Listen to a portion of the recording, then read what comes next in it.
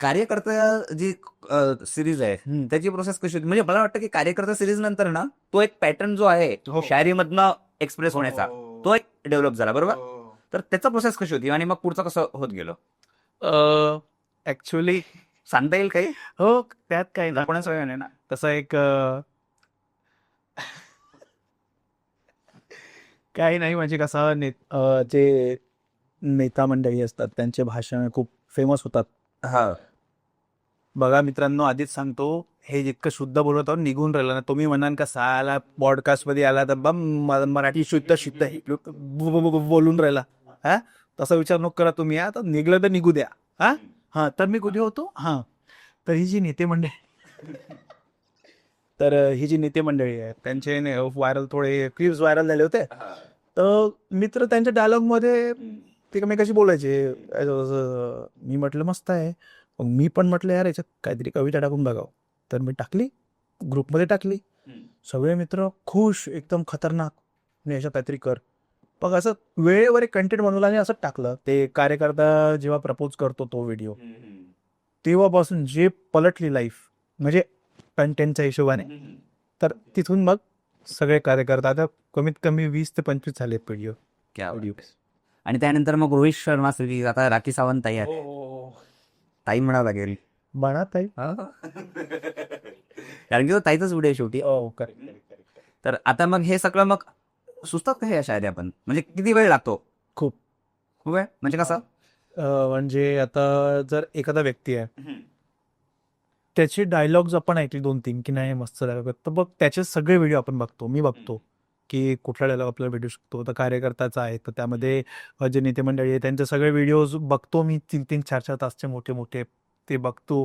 त्यानंतर त्यातले आपण डायलॉग्स, सब्जेक्ट नाही डायलॉग्स फक्त ठेवून घेतो आणि नंतर वाटलं की नाही सब्जेक्ट सब्जेक्ट क्या खूप कठीण आहे, खूप लेंदी आहे लेंदी. आणि लोक फक्त बघून स्क्रोल करतात.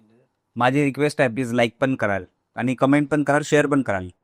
फक्त फॉलो करा तुम्ही, फक्त काही नको करा. नाही, आम्हाला पण आमच्या अनस्क्रिप्टेडला. हा, यांना पण अनस्क्रिप्टेड विथ स्क्रिप्ट. हा, आता एक सेगमेंट असं आहे, म्हणजे मी या कार्यकर्त्यांना वेळ लावतो त्या पर्टिक्युलर हो. पॅटर्नने. मजा आली एकदम प्रत्येक रील बघताना. त्यातले जे नेते मंडळी आहेत ना, अ, त्यांनी हे रील बघितलाय का? म्हणजे फॉर एक्झाम्पल अजित पवारांनी हे रील बघितलाय? हो, त्यांच्या फॉलोअर्स लोकांचे आले कमेंट की अजितदादांनी ही रील बघितली म्हणून. अच्छा, तुम्हाला कसं वाटलं? चांगलं वाटलं. तर मग पुढे काय? हे चांगलं नाही वाटत आहे. अनस्क्रिप्टेड आहे हा. स्क्रीनशॉट होती. तेच मला तेच म्हणायचं की मला कुणाचं मन दुखवायचं नाही. मी फक्त कंटेंट क्रिएट करतो लोकांना हसविण्यासाठी. त्यासाठी काही डायलॉग्स. अच्छा, काय धमके बिमके आले का कोणाचे की अरे हे काय याचं कोणी क्लिप वापरली? नाही, एकदा संस्कृतचं केलेलं, तेव्हा केलेलं, अरे शपथ, संस्कृतचं केलं होतं ना मी ना, तेव्हा आलं होतं. तेव्हा मला म्हणत होते खूप लोक जास्तच.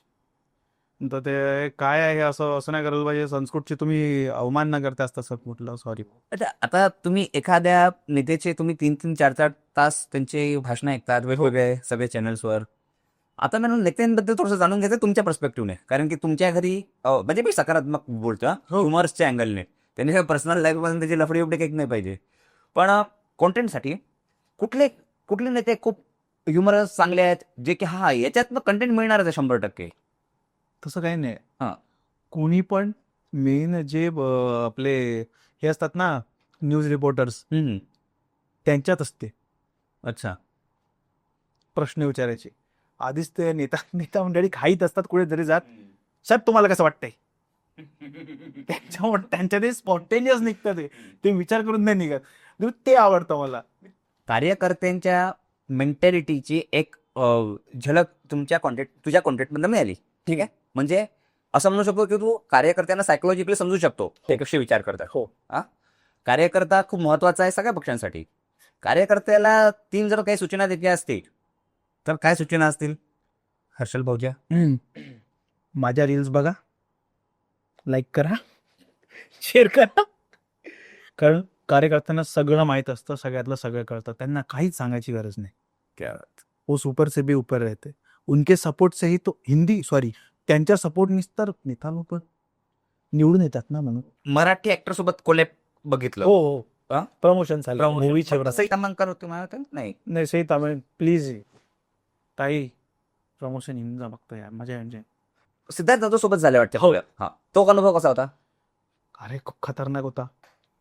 म्हणजे रात्री निघालो मी बसनी, सकाळी करायला पोचलो तिथे हॉटेलमध्ये. ते सगळे आले होते, सिद्धार्थ सर वगैरे.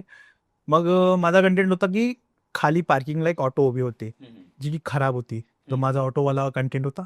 गेलो सरांसोबत खाली आणि रील शूट करत होतो की आधी म्हटलं एक लॉंग शॉट घेऊन घेऊ, नंतर मिड घेऊ. तर लॉंग शॉट घेत होतो, म्हणजे फक्त मिड घ्यायचं बाकी होतं. तेवढ्यात सिक्युरिटीवाला आला. सिद्धार्थ सरांना म्हणतो, यहाँ पे शूट नहीं कर सकते तुम लोग, दुआ बाहेर शूट करो. आम्हाला बोलला तसा तो. तर सर आता कसं करायचं, सरांना आवडलं नाही ते. सर गेलेत. आता कसं करू यार, तुला क्लोजअप तर नाही भेटले, बाकी भेटले होते टिप्स, पण सरांना छान नसून वाटलं की यार याच्या पुढे झालं, पुन्हा आता करू नाही शकत. त्यामुळे मग सर तिथे उभे आले होते आणि बोलवले, फोटो काढायची का तुला, ये. तर मी चष्मा काढला होता आणि चष्मा काढला की मला जग पूर्ण सुंदर दिसतं. चष्मा केल्यावर जग सुंदर दिसतं, हर्षले सुंदर दिसतोय. ब्लर. सिद्धार्थ सर तिथे उभे असे फोटो काढायला ये म्हणून. मी इकडे माझा चष्मा बाकी व्हिडिओ शोधतोय की आता काय करायचं. मग मित्र बोलला की अरे सर बोलवत आहेत. मग तिकडे गेलो आणि मग फोटो वगैरे काढली. त्याला घंटे क्या बात आहे, मजा आली. पण हो मजा आली. सगळ्यात आधी समीर चौगुले सरांसोबत केलेलं हो प्रमोशन. तू मराठी मूवी करतोयस कुठली किंवा करशील, तर तुझं त्या मूवीचं टायटल काय असेल तुझ्या, असा एक प्रश्न माझ्या निर्णयाकडनं दिलाय. सध्या तर मेकिंग सुरू आहे. मूवीमध्ये येतोय सिंचन. हो, क्या बात आहे. पहिली मूवी आहे. हो मूवीचं नाव यस. राम नाम सत्य आहे. असं नको भाई, पहिली मूवी आहे, यायची आहे. आता रिशूट बाकी आहे एक. सर रिशूट म्हणजे मला आठवण नको. नाव सांगितलं फक्त, बाकी काही नाही. हा, आणि ती बाय द वे इथेच शूट झाली आहे आपल्या रामटेकमध्ये. तिचे एक शेड्यूल लागलेला होता आणि तिथेच शूट झाली ते. आणि ती लवकरच तुमच्या भेटीला येईल पुढच्या वर्षी. क्या बात. Hope so. आणि येईल 100%. आणि आम्ही बघू नक्की ती. हो. अच्छा.